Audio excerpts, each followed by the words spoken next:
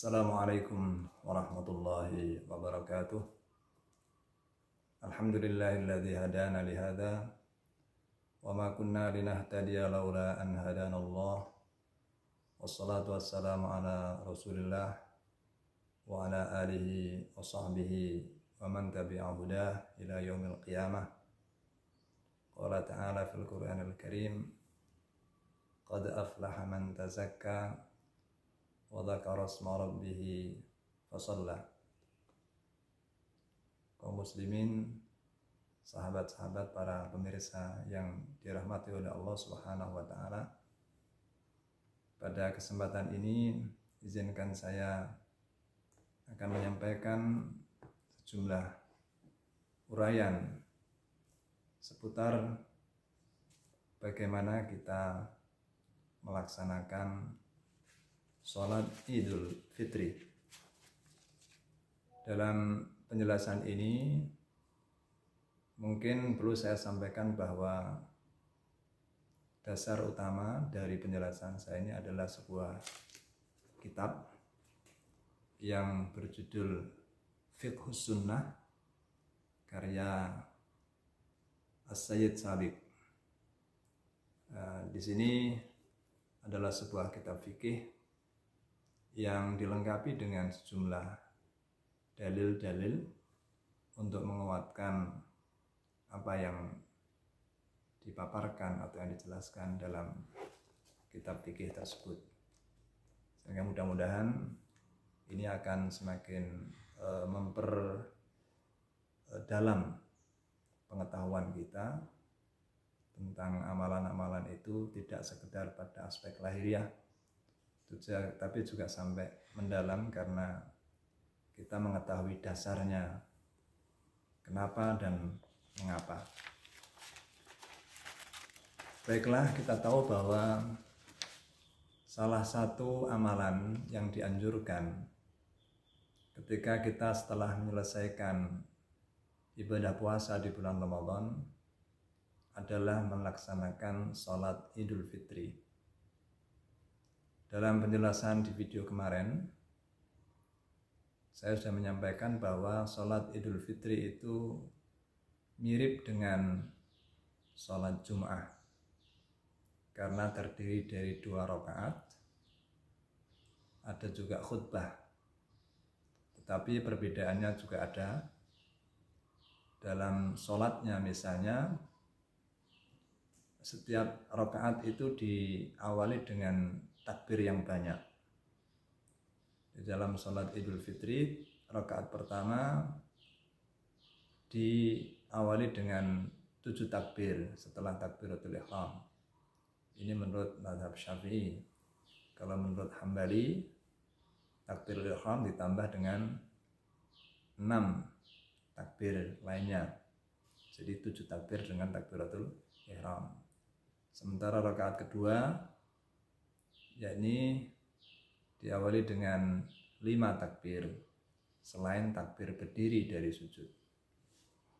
Ini perbedaan tata cara dari sholat Jum'ah. Kemudian mengenai khutbah, ada perbedaan posisi waktu.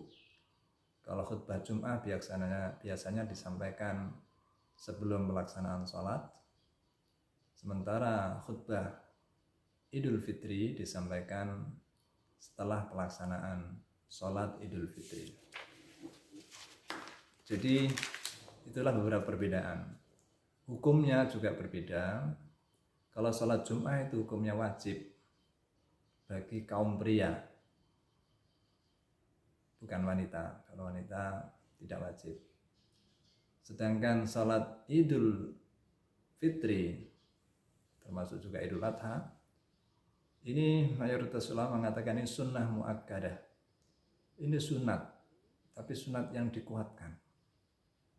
Ya, ibaratnya mendekati wajib lah, tapi belum sampai wajib. Tapi sebagian mazhab, misalnya Hambali, mengatakan ini fardu kifayah. Ini harus diadakan. Meskipun tidak seluruh umat Islam yang melaksanakan sholat, tapi ketika sebuah komunitas yang jumlahnya sudah cukup signifikan, lebih dari 40 misalnya, atau 40 ke atas, sudah harus ada yang melaksanakan sholat Idul Fitri. Nah, itu mengenai hukumnya ya. Nah, kemudian apa saja bagaimana tata cara kita menjalankan atau melaksanakan sholat Idul Fitri ini? Yang pertama, sebelum melaksanakan sholat Idul Fitri, kita tahu sholat Idul Fitri itu waktunya adalah pagi hari ya. Kalau sholat Jumat itu waktu zuhur, tapi kalau Idul Fitri itu pada pagi hari. Pagi hari ketika posisi matahari sudah di atas ufuk sekitar 2 tombak.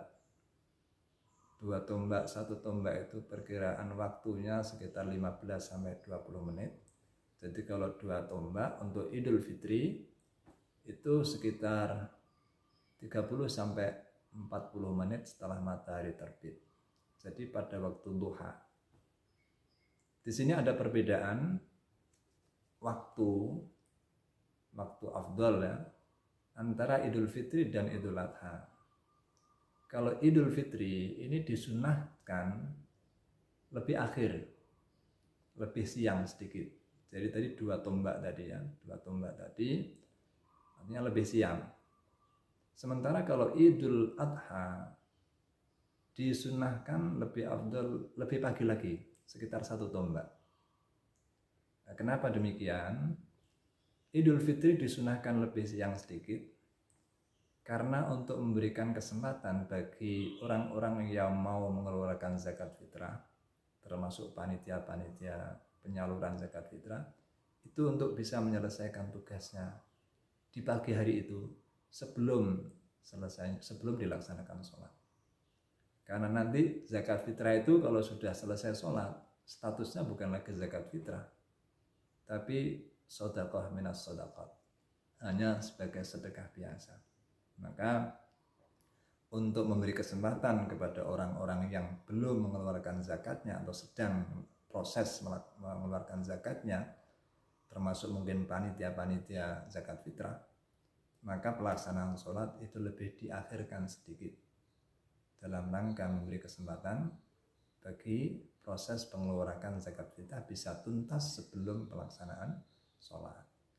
Sedangkan kalau Idul Adha waktunya itu lebih pagi, lebih bagus. Pokoknya waktu duha, jangan sampai persis waktu terbit matahari ya. Waktu duha awal ya, awal duha. Atau dalam kitab fikih sering disebut qadra rumhin, qaidah rumhin sekitar 1 tombak. Kalau Idul Fitri dari 2 tombak lebih tinggi, kalau ini 1 tombak. Ya sekitar 15-20 menit setelah matahari terbit ya. Itu kenapa harus diawalkan? Soalnya agar memberi kesempatan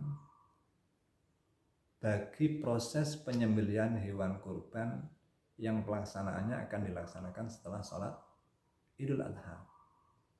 Jadi hewan kurban itu disembelihnya yaitu setelah pelaksanaan sholat, bukan sebelum sholat. Karena itu sholatnya dilaksanakan lebih awal dengan maksud agar ada kesempatan lebih luas bagi panitia penyembelihan kurban untuk melaksanakan tugas-tugasnya. Nah itulah terkait perbedaan antara waktu sholat Idul Fitri dan Idul Adha. Kemudian beberapa amalan sunnah yang lain sebelum kita melaksanakan sholat Id, baik Idul Fitri termasuk Idul Adha ini sama berlaku, yaitu kita sebelumnya harus mandi dahulu, ya mandi besar lah itu ya.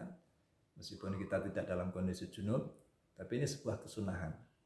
Mandi besar, kemudian setelah itu kita mengenakan pakaian yang terbaik milik kita. Kemudian kita beri wewangian. Ini adalah sebuah kesunatan ya. Karena ada sebuah riwayat yang ini diriwayatkan dari cucu Rasulullah Hasan. Ya, Hasan mengatakan, amarona Rasulullah Shallallahu Alaihi Wasallam fil aidain, bahwa Rasulullah Muhammad Shallallahu Alaihi Wasallam itu menganjurkan kepada kita pada 2 hari raya itu, baik Idul Fitri atau Idul Adha, annal basa ajwadama najidu, untuk mengenakan sebaik pakaian yang kita punya. Jadi kita kenakan pakaian yang terbaik. Wa anna tatayyaba bi ajwadi ma najidu. Kita juga harus menggunakan wangi-wangian dengan yang terbaik yang kita miliki. Wa an nudahhiya bi asmani ma najidu. Dan Rasul juga memerintahkan agar kita berkurban dengan hewan terbaik yang kita punya. Ini kalau Idul Adha ya. Jadi inilah perintah Rasulullah kepada kaum muslimin, para sahabat saat itu, bahwa menghadapi Idul Fitri atau Idul Adha itu adalah harus mengenakan pakaian yang terbaik, juga menggunakan wangi-wangian, dan kalau Idul Adha menyembelih kurban dengan hewan yang terbaik. Ini hadis diriwayatkan oleh Hakim. Ya, Hakim. Terus yang kedua, termasuk kesunatan di dalam melaksanakan sholat Idul Fitri adalah al-aklu qablal khuruj fil fitri. Sebelum kita keluar menuju pelaksanaan sholat, kita disunahkan untuk makan terlebih dahulu atau minum terlebih dahulu, sekedar untuk menandakan kita tidak berpuasa. Mungkin sekedar minum seteguk, 2 teguk air, atau makan 1 buah kurma, atau 3 buah kurma, atau 1 buah pisang, dan sebagainya. 1 buah jajan kue misalnya, sekedar untuk menandakan bahwa kita tidak berpuasa. Ini kesunahan saat kita mau menjalankan sholat Idul Fitri. Sebaliknya, kalau kita mau melaksanakan sholat Idul Adha, disunahkan kita jangan makan apapun, jangan minum apapun sampai pelaksanaan sholat selesai. Jadi sejak pagi kita tidak minum apapun, tidak makan apapun, artinya dalam kondisi seperti puasa. Dan kita baru makan nanti setelah selesai sholat Idul Adha. Jadi itu kesunatan yang dianjurkan oleh Rasulullah antara 2 hari raya tersebut. Di dalam hadis misalnya sahabat Anas bin Malik mengatakan, kana Nabi sallallahu alaihi wasallam la yaghdu yaumal fitri hatta ya'kula tamaratin wa ya'kuluhunna witran. Rawahu Ahmad wal Bukhari. Sahabat Anas menceritakan bahwa Nabi itu kalau hari raya tidak keluar menuju ke sholat Idul Fitri, jadi tidak pergi menuju sholat Idul Fitri sampai dia itu memakan dulu beberapa kurma, yakul tamarat, wa yakuluhunna witran, dan biasanya memakan kurmanya sebelum sholat Idul Fitri itu dalam jumlah yang ganjil, mungkin sebuah kurma atau 3 buah atau 5 buah kurma, pokoknya ganjil. Itu kebiasaan Rasulullah sebelum pelaksanaan sholat Idul Fitri. Ini hadis rawahu Ahmad dan Bukhari. Terus dari sahabat yang lain, Buraidah juga meriwayatkan dalam sebuah hadis yang diriwayatkan oleh Tirmidzi dan Ibnu Majah serta Ahmad. Buraidah mengatakan, kana Nabi sallallahu alaihi wasallam la yaghdu yaumal fitri hatta ya'kula. Mirip maknanya bahwa Rasulullah Nabi Muhammad SAW itu tidak keluar pada hari Idul Fitri menuju sholat ya, sampai dia itu makan terlebih dahulu. Jadi makan dulu baru keluar menuju tempat sholat. Wala ya'kulu yaumal adha. Sebaliknya dia itu tidak makan apa-apa pada hari raya Idul Adha hatta yarji'an, sampai dia pulang dari sholat Idul Adha baru mulai makan pagi. Jadi itulah perbedaan kesunatan antara Idul Fitri dan Idul Adha. Kalau Idul Fitri kita disunatkan makan atau minum terlebih dahulu meskipun sedikit sebelum pelaksanaan sholat. Tetapi kalau Idul Adha justru kita disunatkan untuk tidak makan apapun, tidak minum apapun, artinya dalam kondisi puasa sesaat ya, sampai pelaksanaan sholat Idul Adha, baru setelah itulah kita makan. Nah, ini kesunatan yang kedua. Selanjutnya kesunatan terkait melaksanakan sholat Idul Fitri atau Idul Adha, yaitu kita disunatkan untuk keluar ke tempat sholat, dan tempat sholat itu adalah tanah lapang. Itulah yang dilakukan Rasulullah pada zaman dahulu. Jadi dalam hidupnya sholat Id itu dalam riwayat disunatkan atau diperintahkan pada tahun 2 Hijriah bersamaan dengan perintah puasa Ramadan ya. Jadi Rasulullah melaksanakan ibadah ini selama 9 kali atau 10 kali begitu ya. Dan Rasulullah selalu melaksanakan sholat Id itu di tanah lapang. Di dalam hadis sebutannya musalla, tempat sholat. Dan Rasulullah hanya melaksanakan sholat Id itu di masjid ketika hujan, ketika ada halangan hujan. Nah, inilah. Jadi memang kalau kita mau meniru sunnah Rasulullah SAW berdasarkan riwayat-riwayat yang ada, maka Rasulullah dalam melaksanakan sholat Id itu lebih mengutamakan tempat di tanah lapang. Jadi pas zaman-zaman dahulu itu di timurnya Masjid Nabawi, di pintu timur kota Madinah itu ada tanah lapang. Disebutkan dalam kitab itu jaraknya itu 1000 dhira'. Dhira' itu semacam hasta atau ya. Satu hasta itu kira-kira berapa? 30 meter atau bukan 30 cm atau setengah meter ya kira-kira. Jadi kira-kira setengah kilo lah dari Masjid Nabawi ke timur sana. Nah, disitulah tempat di mana Rasulullah itu biasanya melaksanakan sholat Id. Nah, di sini perlu kita bacakan bahwa Rasulullah itu ini adalah ada sebuah hadis dari Abu Hurairah yang diriwayatkan oleh sahabat Abu Hurairah ya. An Abi Hurairah annahum asabahum matarun fi yaumi idin. Jadi pada suatu hari itu orang-orang Islam ditimpa hujan, artinya turun hujan fi yaumi id, pada suatu hari raya. Fa shalla bihimun nabi sholatal id fil masjid. Nah, karena hujan sehingga Rasulullah itu sholat bersama kaum muslimin sholat id di masjid. Dan ini hadis riwayat Abu Dawud, Ibnu Majah dan Hakim. Dalam beberapa yang lain bahwa Rasulullah itu adalah senantiasa melaksanakan sholat idnya itu di al-musalla kharijal balad, itu di luar perkampungan Madinah ya. Jadi di luar, di lapangan, di tanah lapang. Nah, ini kesunatan.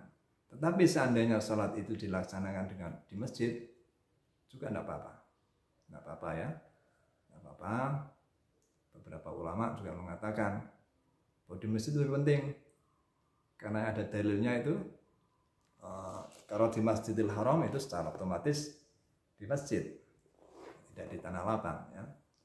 Kemudian ada dalil bahwa keutamaan sholat itu ya di masjid. Tetapi melihat hadis-hadis fi'li yang dilakukan Rasulullah selama atau dalam melaksanakan sholat Id, banyak riwayat yang menyatakan Rasulullah itu melaksanakan sholat itu di tanah lapang. Ini barangkali adalah sebagai sebuah ada maksudnya. Kalau pelaksanaan sholat wajib itu kita disunatkan, dianjurkan di masjid ya, berjamaah. Kalau sholat Jum'ah itu juga di masjid, apalagi jami', di masjid jami' yang lebih besar lagi karena di situ berkumpul seluruh penduduk negeri. Kalau sholat sunat, ya sunatnya di rumah. Ya, sholat sunat di rumah, sholat fardu itu di masjid atau musola, sholat Jum'ah itu di masjid jami', masjid yang digunakan sholat Jum'ah. Nah, kalau sholat Id, ini hari Idus Sanah. Kalau Jumat itu kan hari raya mingguan. Kalau Idul Fitri, Idul Adha itu kan hari raya tahunan.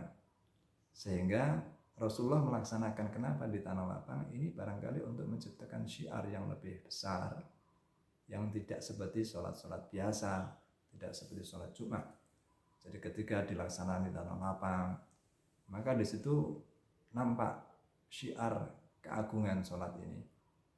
Nah, itu saya kira barangkali hikmah dibalik kenapa Rasulullah lebih sering menjalankan sholat id itu di tanah lapang, dan hanya sekali melaksanakan di masjid, itu pun karena alasan hujan. Selanjutnya kesunatan terkait dengan pelaksanaan sholat id adalah dianjurkannya seluruh komponen masyarakat umat Islam untuk keluar ke tempat sholat untuk meramaikan dan merayakan hari raya Id ini. Maka termasuk wanita-wanita, termasuk anak-anak, bahkan wanita-wanita yang berhalangan sekalipun sedang haid, itu tetap dianjurkan untuk keluar ke tempat sholat dalam rangka meramaikan dan merayakan Idul Fitri atau Idul Adha semacam ini. Diriwayatkan dari Ummi Atiyah, dia seorang wanita, seorang ibu, qalat mengatakan, umirna an nukhrijal awatiqa.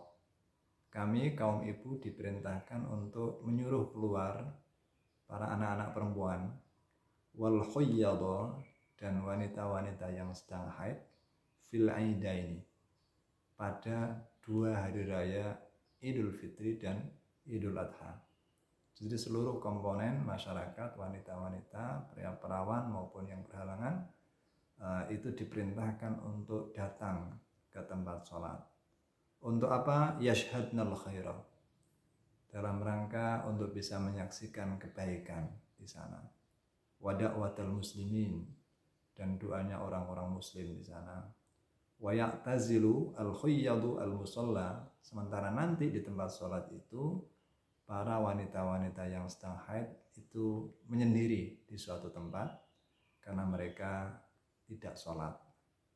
Nah, ini dalam sebuah riwayat yang diriwayatkan dari Ummi Atiyah, dan hadis ini muttafaq alaih, artinya hadis sahih yang diriwayatkan oleh Bukhari dan Muslim. Dalam riwayat yang lain dari sahabat Ibnu Abbas radhiyallahu anhuma, qala anna Rasulullah SAW, bahwa Rasulullah Muhammad kana yukhriju nisa'ahu, bahwa Rasulullah itu juga menyuruh keluar istri-istrinya, wa banatihi fil aidaini, dan juga anak-anak putrinya pada 2 hari raya Idul Fitri dan Idul Adha. Ini hadis riwayat Ibnu Majah dan Baihaqi. Nah, inilah diantaranya hadis-hadis yang menjelaskan bahwa pada 2 hari raya Idul Fitri maupun Idul Adha, seluruh komponen masyarakat umat Islam, termasuk anak-anak, wanita-wanita yang berhalangan, dianjurkan untuk datang ke tempat sholat untuk memeriahkan dan merayakan Idul Fitri ini. Kemudian kesunatan yang lain dalam rangka pelaksanaan sholat Id adalah kita disunatkan untuk mengambil jalan yang berbeda antara pergi dan pulang ke dan dari tempat sholat. Jadi misalnya kita berangkat dari rumah kita menuju ke tempat sholat melalui jalur A misalnya, nanti saat pulang ke rumah itu dianjurkan mengambil jalur yang berbeda. Nah, apa hikmah dan maksud dari kesunatan ini? Ini adalah dalam rangka menambah syiar Idul Fitri atau Idul Adha di kalangan masyarakat, sehingga keramaian itu betul-betul menyeluruh, meluas, tidak nampak di suatu tempat atau di suatu pojok saja, tapi kemeriahan itu juga tampak di mana-mana, di setiap tempat, di setiap jalan. Ada kemeriahan umat Islam merayakan Idul Fitri atau Idul Adha. Ini didasarkan kepada hadis yang diriwayatkan oleh Imam Bukhari dari sahabat Jabir radhiyallahu anhu. Jabir mengatakan bahwa kana Nabi sallallahu alaihi wasallam idza kana yaumu idin khalafat tariqa, bahwa Rasulullah itu dulu ketika pada hari raya baik Idul Fitri atau Adha, dia adalah mengambil jalan yang berbeda antara perginya dan pulangnya. Sementara itu dari sahabat Abu Hurairah juga meriwayatkan, kana Nabi sallallahu alaihi wasallam idza kharaja ilal Aid, bahwa Rasulullah itu dulu ketika keluar menuju ke salat Id, yarji'u fi ghairi thariq alladzi kharaja fihi. Dia pulangnya itu mengambil jalan yang bukan jalan saat dia keluar tadi. Ini hadis riwayat Ahmad, juga Muslim dan Tirmidzi. Nah, ini sekarang beberapa dalil yang menunjukkan bahwa kita disunatkan untuk mengambil jalur yang berbeda antara pergi ke tempat sholat dan pulang kembali dari tempat sholat. Kemudian hal yang lain yang perlu kita perhatikan saat pelaksanaan sholat adalah ketika sampai di tempat sholat Id itu tidak ada sholat sunnah qabliyah atau ba'diyah. Jadi tidak mengenal sholat sunat sebelum sholat Id atau sesudah sholat Id. Juga tidak ada tahiyatul masjid, karena memang tidak di masjid ya. Tidak ada tahiyatul musolla, tidak ada. Jadi pokoknya datang ke tempat sholat, kalau belum dilaksanakan ya kita duduk tenang, ikut takbir gitu ya, dan sampai dilaksanakan sholat. Begitu juga nanti kalau sudah usai tidak ada sholat ba'diyahnya. Yang jelas ya murni hanya sholat Id saja dan mendengarkan khutbah. Juga di dalam sholat Id itu tidak ada adzan atau iqamah sebelumnya. Berbeda dengan sholat-sholat 5 waktu atau bahkan sholat Jumat, itu yang selalu ada diawali dengan adzan dan iqamah. Tetapi kalau sholat Id tidak ada aba-aba sama sekali, tidak ada adzan, tidak ada iqamah, juga tidak ada aba-aba apapun. Ibnul Qayyim al-Jauzi mengatakan, karena sallallahu alaihi wasallam, Rasulullah SAW itu dulu idza intaha ilal musalla, kalau sampai ke tempat sholat Id, akhadha fi shalah, biasanya langsung mulai sholat ya. Min ghairi adzanin wala iqamah, tanpa ada adzan dan juga tidak ada iqamat. Wala qauli as-salatu jami'ah, dan juga tidak ada ucapan dari seseorang yang memberi aba-aba as-salatu jami'ah, itu juga tidak ada. Jadi tidak ada qomat, tidak ada adzan, juga tidak ada aba-aba as-salatu jami'ah. Ya langsung berdiri, imam berdiri diikuti oleh para makmum yang lain, langsung kemudian melaksanakan sholat. Itulah yang dilakukan oleh Rasulullah pada zaman dahulu. Dalam hadis yang diriwayatkan oleh Bukhari dan Muslim dari sahabat Ibnu Abbas mengatakan, dari sahabat Ibnu Abbas dan juga Jabir, dua sahabat ini mengatakan, lam yakun yu'adzin yaumal fitri wala yaumal adha. Jadi tidak ada yang azan itu pada hari Idul Fitri dan Idul Adha. Jadi itulah hal yang perlu kita perhatikan saat pelaksanaan sholat Id. Kemudian jumlah takbir. Tadi pada video yang sebelumnya kita sudah terangkan bahwa, atau pada awal video ini tadi saya sekilas menjelaskan bahwa di dalam sholat Id itu pada rakaat pertama harus diawali dengan 7 takbir selain takbiratul ihram. Ini menurut mazhab Syafi'i. Kalau menurut mazhab Hambali 7 takbir itu dengan takbiratul ihram. Silahkan pilih yang mana. Dua-duanya juga tidak salah. Kemudian pada rakaat kedua itu diawali dengan 5 takbir selain takbir berdiri. Dari sujud ke berdiri itu kan biasanya mengucap takbir Allahu Akbar, nah ditambah 5 takbir lagi. Jadi ini adalah tata cara sholat Idul Fitri. Pada rakaat pertama diawali dengan 7 takbir, bisa dengan termasuk takbiratul ihram, bisa juga tidak termasuk takbiratul ihram. Terus rakaat kedua yaitu 5 takbir selain takbir berdiri. Itu adalah yang disyariatkan di dalam pelaksanaan sholat Id. Kemudian adakah lafaz-lafaz tertentu antara takbir-takbir yang banyak tadi Nah, di sini saya sebutkan di dalam kitab Fiqh Sunnah ini, waqad kana sallallahu alaihi wasallam yaskutu baina kulli takbirataini saktatan yasiratan wa lam yuhfaz anhu dzikrun muayyanun baina takbirat. Ini kitab ini mengatakan Rasulullah itu pada saat membaca takbir-takbir yang banyak tadi, dia diam saja antara setiap takbir. Diam, artinya hanya diam. Walam yuhfad anhu dzikrun muayyan, dan tidak ada diriwayatkan ada zikir tertentu antara takbir-takbir tersebut.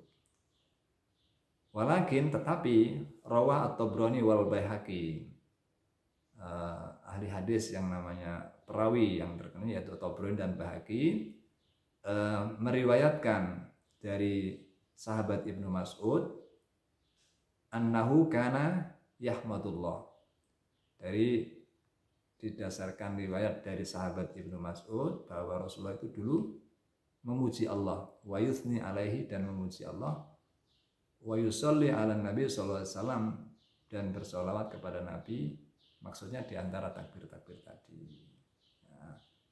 Nah ini artinya kita bisa mengambil yang pertama atau juga yang kedua. Kemudian selanjutnya tentang khutbah Id. Khutbah Id posisinya adalah setelah pelaksanaan sholat, bukan seperti sholat Jumat yang khutbahnya itu di awal atau sebelum sholat. Tapi sholat Id khutbahnya adalah dilakukan setelah sholat Id. Nah, khutbah itu boleh dua khutbah seperti khutbah Jumat, boleh juga satu khutbah.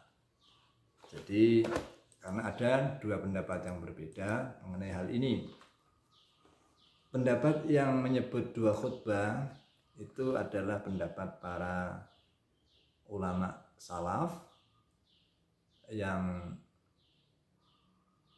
tradisi dan pelaksanaan sejak dulu memang dua khutbah, dan itu lebih didasarkan kepada qiyas pada sholat Jum'ah. Kalau toh ada dalil, itu ada beberapa riwayat hadis, tapi menurut ahli hadis ini statusnya dhaifah. Jadi dalilnya ada, tetapi dhaif, ya. Ini kata yang peneliti ya. Sementara itu yang mengatakan bahwa khutbahnya itu satu saja, ini dalilnya sahih, hadisnya sahih, karena riwayat Bukhari dan Muslim ya. Tapi ghairu sharihah, tidak begitu tegas. Jelas hadisnya statusnya sahih menurut penilaian ahli hadis, tetapi tidak begitu tegas. Nah, nanti tidak begitu tegasnya akan kita bacakan hadisnya ya.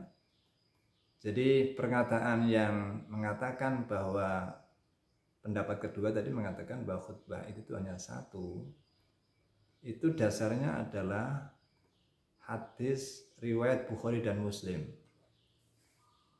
Kalau riwayat Bukhari dan Muslim itu jelas sahih ya. Sahih, muttafaq alaih. Kenapa tidak sahih? Nanti kita terangkan di sini apa yang diceritakan di dalam hadis ini. Hadis ini diriwayatkan dari sahabat Jabir bin Abdullah radhiyallahu an, yang dia mengatakan syahidtu ma'a Rasulillah sallallahu alaihi wasallam as-salata yaumil Id, bahwa saya ikut bersaksi bersama Rasulullah melaksanakan salat Id pada zaman Rasulullah. Fa bada'a bis salati qabla al-khutbah, dan bagaimana Rasulullah tata cara salat Id, yaitu dia memulai dari salat dulu sebelum khutbah. Jadi salat dulu baru khutbah. Bi ghairi adzanin wala iqamah, tanpa ada aba-aba adzan atau iqamah. Tsumma qama mutawakki'an ala Bilal, kemudian Rasulullah kemudian berdiri dengan bersandar kepada sahabat Bilal dan menyampaikan khutbahnya. Fa amara bi taqwallah, dalam khutbahnya beliau menganjurkan kepada para jamaah untuk meningkatkan ketakwaan kepada Allah. wa hatha ala ta'atihi, dan memerintahkan agar taat kepada Allah, wa wa'adhan nasa, dan memberikan mau'izah pesan-pesan, pelajaran-pelajaran kepada manusia, pada umat, pada jamaah, wa dzakkarahum, dan mengingatkan mereka akan azab, akan siksa, akan akibat dari setiap perbuatan kita. Itulah yang dilakukan Rasulullah dalam khutbahnya. Tsumma madha, kemudian setelah itu Rasulullah lewat, tidak kemudian duduk tapi lewat hatta atan nisa, lalu kemudian beliaunya itu mendatangi kelompok jamaah wanita di belakang sana. Fawa'adhuhunna wa dzakkarahunna, kemudian di sana Rasulullah kemudian memberikan nasihat-nasihat kepada mereka dan juga memberikan peringatan-peringatan kepada kaum wanita di belakang sana. Faqala, Rasulullah bersabda kepada para kaum wanita, tasaddaqna, bersedekahlah kalian semua wahai kaum wanita. Fa inna aktsarakunna hatabu jahannam, karena sesungguhnya kebanyakan kalian itu nanti akan menjadi bahan bakar neraka jahannam. Faqamat imra'atun, kemudian seorang wanita berdiri, min sitatin nisa'i, dari tengah-tengah wanita tadi ada seorang wanita berdiri, dia itu adalah syar'aul khaddain, orang yang baru berubah pipinya menjadi hitam ya.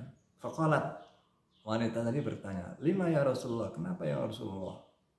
Kami kok menjadi, kebanyakan kami menjadi bahan bakar atau penghuni neraka. Qala, Rasulullah mengatakan, li anna kunna tukthirna syakata, karena kalian kaum wanita ini terlalu banyak mengeluh, protes, tidak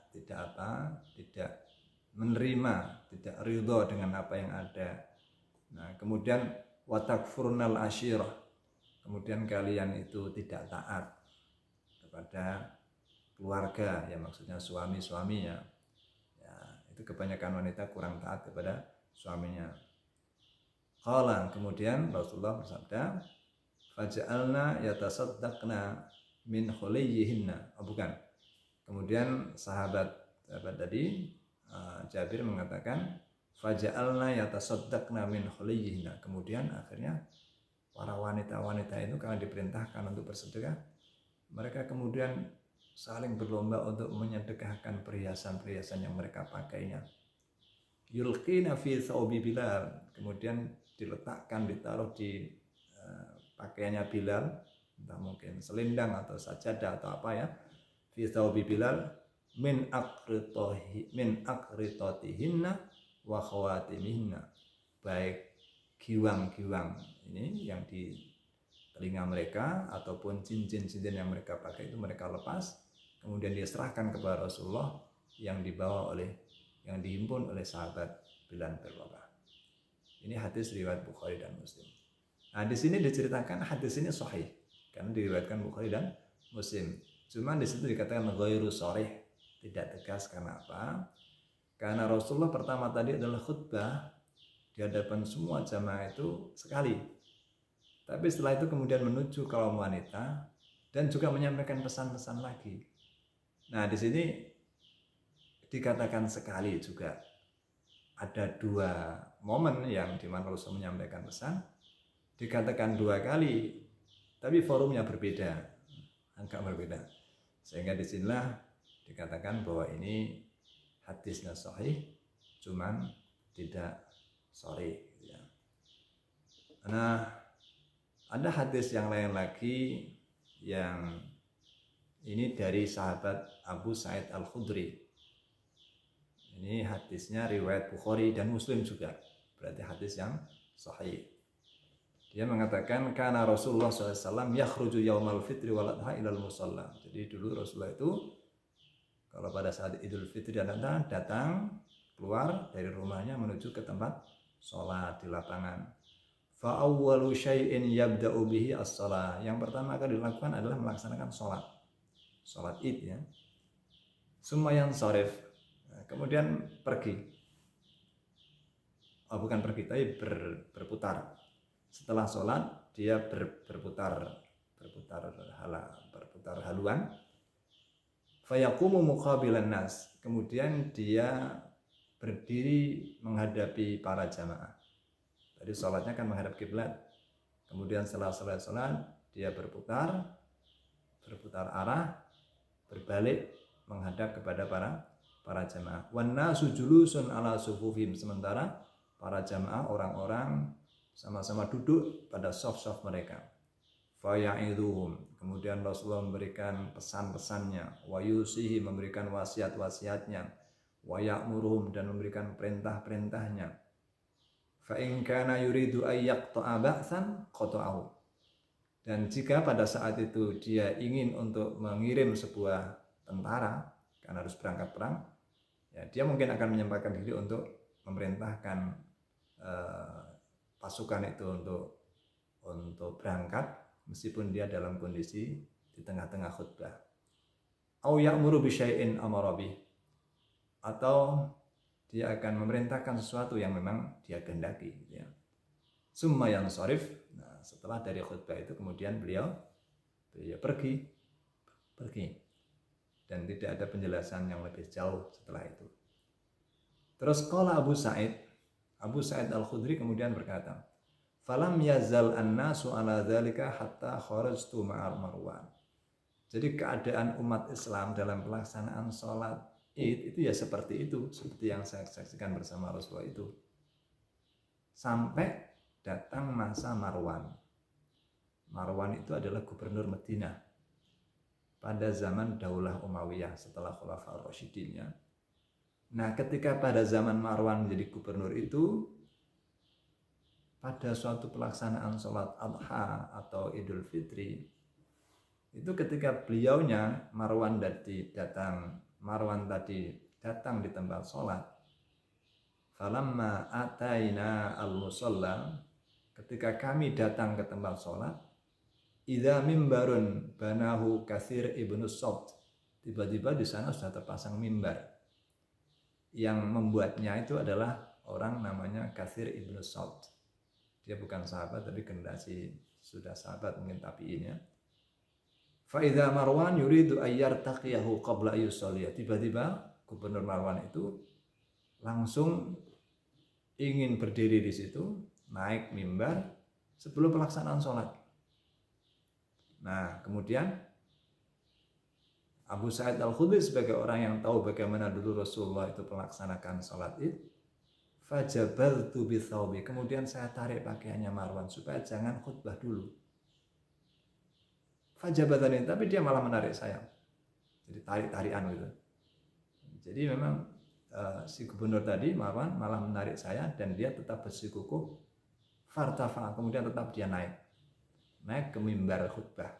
Dan akhirnya fa khotobah qabla sholat. Marwan tadi kemudian menyampaikan khutbahnya sebelum melaksanakan sholat. Nah, ini yukhalifus sunnah. Dia adalah berbeda dari sunnah yang dilakukan oleh Rasulullah. Kemudian kata Abu Sa'id, yang seorang sahabat yang tahu bagaimana sholat Rasulullah, faqultu lahu ghayyartumullahi, sungguh engkau telah merubah sunnah ya Marwan. Faqala, tapi Marwan berkata, Aba Sa'id, qad dhahaba ma ta'lam, wahai Abu Sa'id, apa yang kamu ketahui itu sudah tidak berlaku, sudah hilang.